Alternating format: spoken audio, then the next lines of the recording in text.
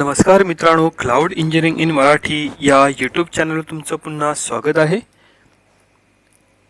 मित्रांनो, आजच्या व्हिडिओमध्ये आपण पाहणार आहोत AWS Kinesis Firehose प्रॅक्टिकल करण्याच्या अगोदर आपण जो डेमो बनवणार आहोत त्याचा आपण आर्किटेक्चर समजून घेऊया. आपण एक खूप इझी असं आणि समजणारा आपण डेमो क्रिएट करणार आहोत. फायरहोसमध्ये आपण काय करणार आहोत, स्ट्रीमिंग डेटा जनरेट करणार आहोत.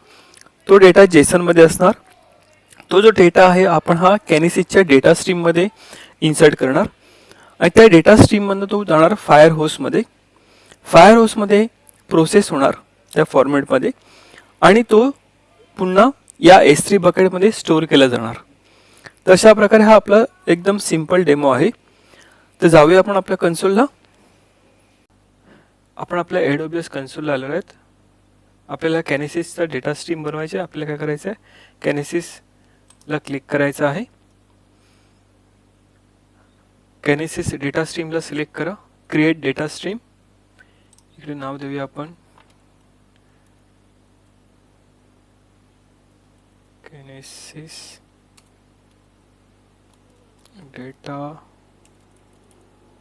Data stream version 1. ठीक आहे. प्रोविजन सिलेक्ट करूया. शार्ड 1. बाकीचे ऑप्शन जे आपण आहेत हे सेम ॲज इट इज ठेवायचे आहेत आणि क्रिएट डेटा स्ट्रीम क्लिक करायचं आहे. क्रिएट झालेलं आहे. ठीक आहे. आपलं स्टेटस ॲक्टिव्ह दिसत आहे. नेक्स्ट प्रोसेस आहे आपली डेटा हॉर्स सेट करण्याची. ठीक आहे. तर आपण ॲमेझॉन डेटा हॉर्सला सिलेक्ट करणार आहोत. सध्या आपल्याला कोणताही ॲमेझॉन डेटा फायरहोस नाही आहे. तर नवीन क्रिएट करणे काय करणार आहोत, आपण क्रिएट फायरहोस स्ट्रीमला क्लिक करणार आहोत. इकडे आपण आपला सोर्स सिलेक्ट करायचे, म्हणजे कोणत्या सोर्सकडनं आपला डेटा या फायरहोसला येणार. ठीक आहे. जसं तुम्हाला सांगितलं की फायरहोस क्या आहे, एक ETL टूल आहे. काय करतो, एक्स्ट्रॅक्ट, ट्रान्सफर आणि प्रोसेस करतो. ठीक आहे. तर त्याला काय लागतं, दोन गोष्टी लागतात, एक सोर्स आणि डेस्टिनेशन. तर आपण डेटा कुठून पुलअप करणार आहोत, जसं आपण डायग्राममध्ये पाहिलं, स्लाइडमध्ये पाहिलं की आपला डेटा सोर्स फायरहोसला कोणता असणार आहे, डेटा स्ट्रीम. ठीक आहे. ते इकडे सिलेक्ट करायचं आहे. कॅनिसिस डेटा स्ट्रीमला सिलेक्ट करायचं आहे. त्याच्यानंतर हा जो डेटा प्रोसेस होऊन जाणार तो कुठे जाणार. ठीक आहे. तर आपल्या डेस्टिनेशन सिलेक्ट करायचे आहे S3. आपल्या केसमध्ये आपण कुठे जातोय, ॲमेझॉन S3ला आपण हा डेटा पाठवतोय. तर काय करणार आहोत, ॲमेझॉन S3 सिलेक्ट करणार आहोत. फायरहोस स्ट्रीमचं तुम्ही नाव चेंजसुद्धा करू शकता. आपण देऊया कॅनिसिस फायरहोस वर्जन 1. ठीक आहे. त्याच्यानंतर कॅनिसिस डेटा स्ट्रीम. ठीक आहे. हा जो सोर्स आहे तो आपल्याला सिलेक्ट करायचा, म्हणजे आपल्याला कुठे सोर्स सिलेक्ट करायचा, आपल्या डेटा स्ट्रीमला सिलेक्ट करायचं आहे. Choose. Okay. Transfer and convert record हे ऑप्शनल आहे, हे ॲज इट इज ठेवायचं आहे.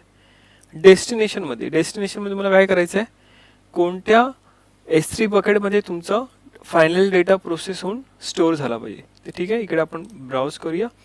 इकडे इलॅस्टिक बीन्स आहे, आपण काय करूया, एक नवीन क्रिएट करूया. ठीक आहे. आणि त्याला नाव देऊया आपण S3 कॅनिसिस डेटा वर्जन 1. ठीक आहे. आपण S3 काढून टाकूया, कॅनिसिस ठेवूया. डेटा फायनल डेटा बोलूया, फायनल डेटा वर्जन 1. ठीक आहे. ॲज इट आपण ठेवणार आहोत. इकडे काही चेंज करणार नाही आहोत. ठीक आहे. आणि क्रिएट बकेटला क्लिक करणार आहोत. आपलं S3 सुद्धा क्रिएट झालेलं आहे. पुन्हा आपण इकडे येऊया, ब्राउज करूया, रिफ्रेश करूया. आपलं S3 आपल्याला इकडे ऑप्शन मिळालेलं सिलेक्ट करण्याचं. सिलेक्ट करून त्याला चूज करायचं आहे. New line delimiter. ठीक आहे. एनेबल करूया. Dynamic partition. आता हे डायनामिक पार्टिशन खूप महत्त्वाचं असतं की तुमचा जो रेकॉर्ड आहे, ठीक आहे, हा रेकॉर्ड कसा सेग्रिगेट झाला पाहिजे. तर आपल्या जो पार्टिशन की असते, ठीक आहे. त्याला इन शॉर्ट काय असतं, शार्ड की. शार्ड की आपला हा पार्टिशन की आहे, ठीक आहे. त्याच्या बेसवर तो काय डेटा सेग्रिगेट करणार, ठीक आहे. तर आपण हा एनेबल करूया. एनेबल केल्यानंतर मल्टी रेकॉर्ड डिग्रेशन एनेबल घेऊया. Jason inline parsing Jason enable करूया, ठीक आहे.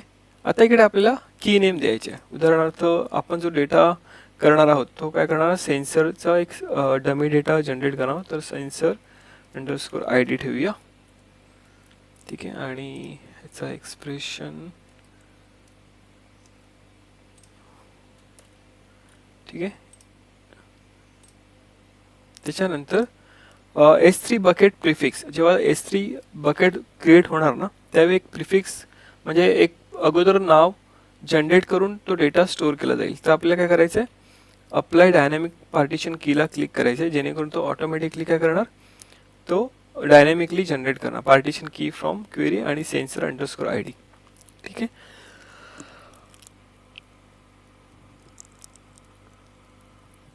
आणि जर एरर आला तर त्या केसमध्ये आपलं प्रिफिक्स काय असलं पाहिजे, समजा आपण ERR ठेवूया. बाकी रिट्राय ड्युरेशन 30 सेकंड ठेवूया, ठीक आहे. त्याच्यानंतर ॲडव्हान्स सेटिंगमध्ये जाऊया. ॲडव्हान्स सेटिंगमध्ये काही चेंजेस करायचे नाही आहेत, ॲज इट इज ठेवायचं आणि क्रिएट फायरहोस्ट स्ट्रीमला क्लिक करायचं आहे.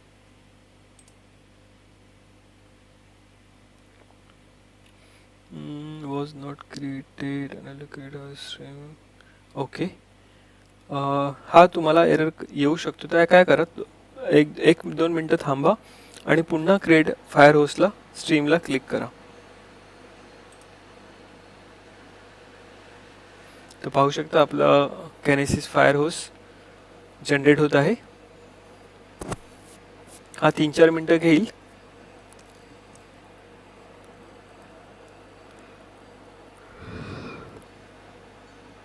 ओके, आता आपलं फायरहोस्ट किनेसिस क्रिएट झालेला आहे, ठीक आहे.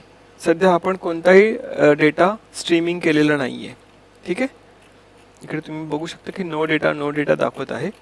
आता काय करायचं आहे, आपल्याला डेटा स्ट्रीममध्ये डायनॅमिकली डेटा जनरेट करायचं आहे, ठीक आहे.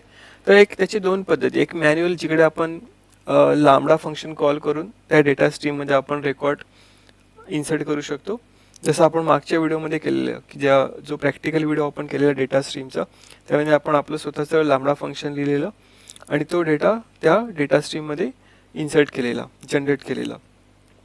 आज आपण काय करणार, केनेसिसचा डेटा जनरेटर वापरणार आहोत, ठीक आहे. तर तुम्ही जर इकडे सर्च केलात ना, केनेसिस डेटा जनरेटर, ठीक आहे, तर तुम्हाला इकडे ऑप्शन मिळेल, जनरेटर युजर, हे सर्व डिटेल्स मिळते. याच्यावर क्लिक केलं तर तुम्हाला तिकडे ऑप्शन मिळतील, ठीक आहे. आता मी काय करतोय, ऑलरेडी तो लिंक क्लिक केलेली आहे केनेसिस डेटा जनरेटरची. ही तुम्हाला गिटमध्ये सुद्धा मिळेल आणि आपल्या व्हिडिओच्या डिस्क्रिप्शनमध्ये सुद्धा मी ही लिंक देईन, जेणेकरून तुम्हाला कुठेही सर्च करायची गरज पडणार नाही, ठीक आहे. तर इकडे काय करतो आपण, हा डेटा जनरेटर काय करतो की एक डमी डेटा जनरेट करतो आणि तो आपल्या डेटा स्ट्रीममध्ये टाकतो, ठीक आहे. आणि डेटा स्ट्रीममधून तो कुठे जातो, फायरहोस्टला जातो आणि फायरहोस्ट तो प्रोसेस करून काय करतो, S3 बकेटमध्ये स्टोअर करतो, ठीक आहे. पण केनेसिसचा डेटा जनरेट करण्याच्या अगोदर आपल्याला काय करावं लागतो, कॉग्नेटिव्ह युजर एक क्रिएट करावा लागतो, ठीक आहे.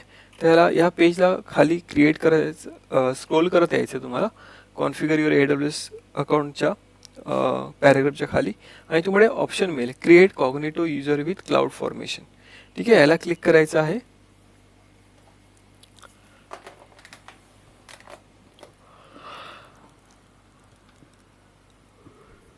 इकडे ऑप्शन सिलेक्ट करायचे आहे, choose an existing template, specify template आपण S3 सिलेक्ट करणार आहोत.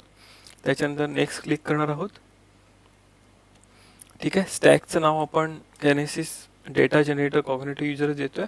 इकडे तुम्हाला युजर नेम स्पेसिफाय करायचे आहे, ठीक आहे. आपण देऊया क्लाउड इंजिनियर 2526, ठीक आहे, आणि पासवर्ड देऊया.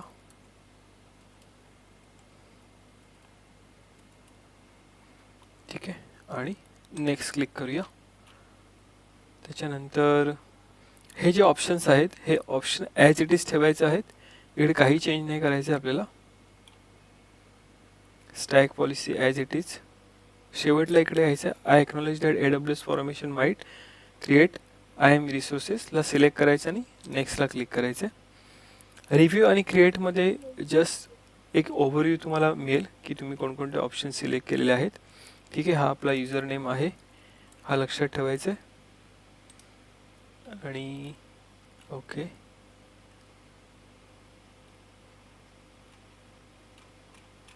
आणि सबमिट करायचं आहे. तर तुम्ही पाहू शकता आपला जो स्टेटस आहे कॉग्निटिव्ह युजरचा हा क्रिएट इन प्रोग्रेस आहे. एकदा हे स्टेटस कंप्लीटेडमध्ये आलं का आपण पुढची नेक्स्ट स्टेप करूया. आपला जो कॉग्निटिव्ह युजरचा स्टेटस काय आलेला आहे, क्रिएट कंप्लीटेड. ओके, हे जेव्हा क्रिएट कंप्लीट होईल त्यावेळी तुम्हाला काय करायचं आहे, आउटपुट या टॅबमध्ये यायचं आहे. आणि या आउटपुट टॅबमध्ये तुम्हाला एक की दिसेल, केनेसिस डेटा जनरेटर URL. ठीक आहे, तर काय करायचं आहे, ह्याला क्लिक करायचं आहे. याला क्लिक करून आपल्याला काय करायचं आहे, लॉग इन करायचं आहे.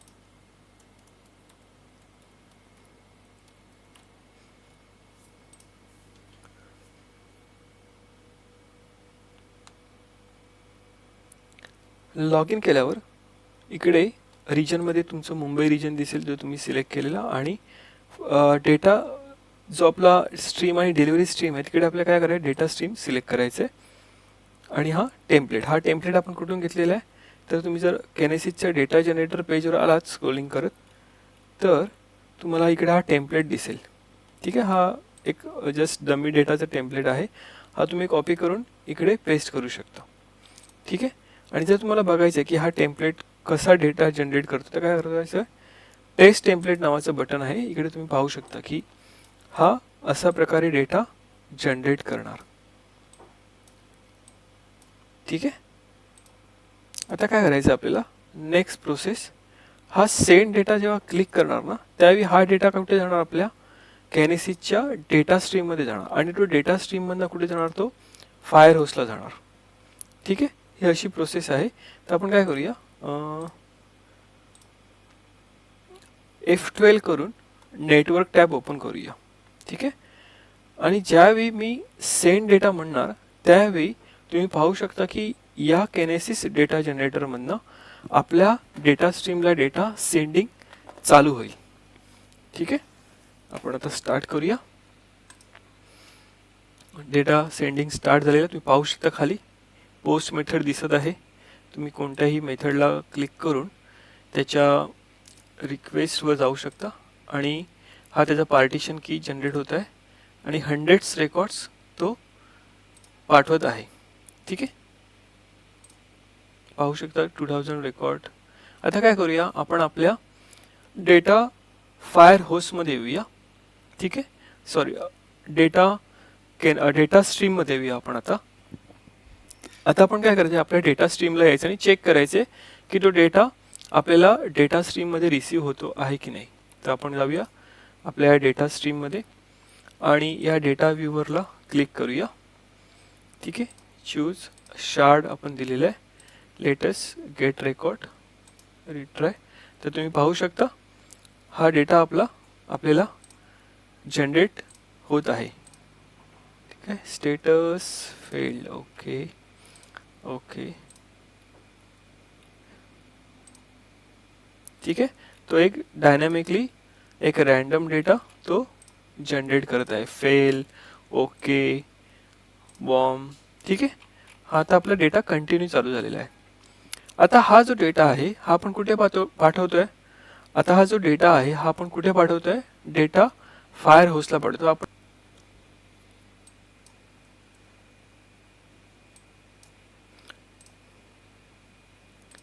आपल्याला की नेम, एक आपली मिस्टेक झालेली आहे. की नेम आपल्याला सेन्सर ID द्यायचे. आपण सेन्सर _ID दिलेलं आहे. Save changes, apply, apply dynamic changes, save.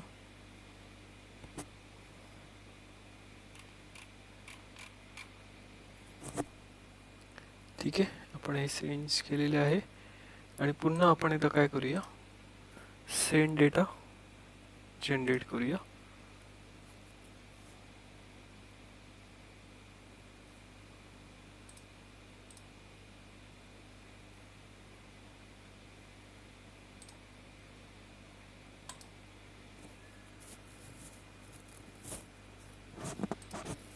Send data करूया, त्याच्यानंतर रिफ्रेश.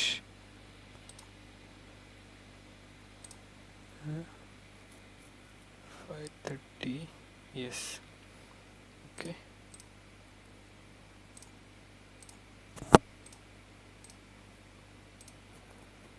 आणि आपण आपल्या आता डेटा फायर हाऊसला जाऊया.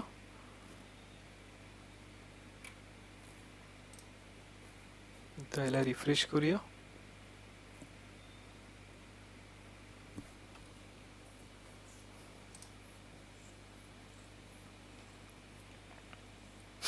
तुम्ही पाहू शकता आपला डेटा फायर हाऊसला गेलेला आहे. हे पाहू शकता तुम्ही किती रेकॉर्ड आतापर्यंत गेले, 17,700 रेकॉर्ड गेलेले आहेत. ठीक आहे, आणि त्याला तुम्हाला मॉनिटर करायचं, काय करायचं, याला क्लिक करायचं आहे. आणि आपण 1 मिनिट ठेवूया. तर तुम्ही पाहू शकता 1 मिनिटात त्यांनी किती रेकॉर्ड त्यांनी प्रोसेस केलेले आहेत. आता हा झाला communication from data stream to fire house.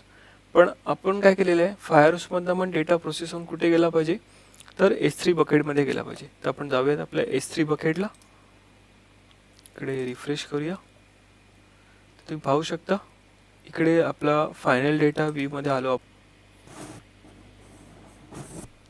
तुम्ही पाहू शकता इकडे एक फोल्डर जनरेट झालेला आहे. या फोल्डरमध्ये आपलं इयर वाईज, मंथ वाईज आणि डेट वाईज आणि शार्ड वाईज आपला डेटा इकडे जनरेट होईल. कॅनेसिस डेटा स्ट्रीममधनं डेटा फायर हाऊसमध्ये आणला, त्याला प्रोसेस केलं आणि नंतर काय केलं आपण, तो S3 डेटामध्ये S3 बकेटमध्ये आपण स्टोअर केला.